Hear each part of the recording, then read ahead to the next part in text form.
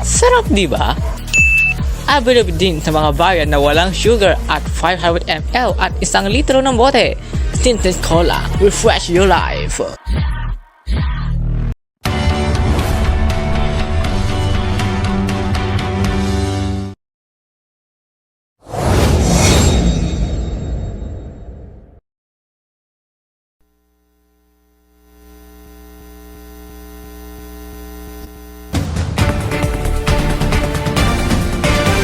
Magandang hapon Pilipinas.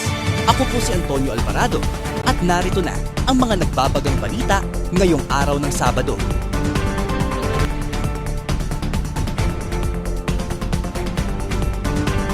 Isang lalaki, patay matapos masagasaan ng bus habang tumatakas sa mga pulis sa Pasay City. Bagyong Basyang, tuluyang nalusaw, matinding pinsala, makikita pa rin sa iba't ibang bahagi ng Visayas at Mindanao. Palestinian na nakunan sa CCTV sa serye ng nagnanakaw, arestado.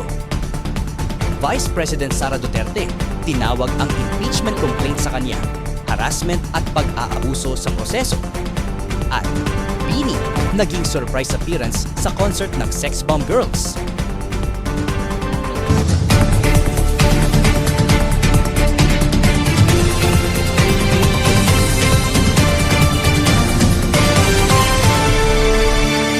Live mula sa TBS News Center sa Maynila. Ito ang TBS News at 6. Magandang hapon. Simulan na natin ang pambalitaan tungkol sa nangyaring sagasaan kaninang umaga. Live mula sa Pasay City, si John Reyes.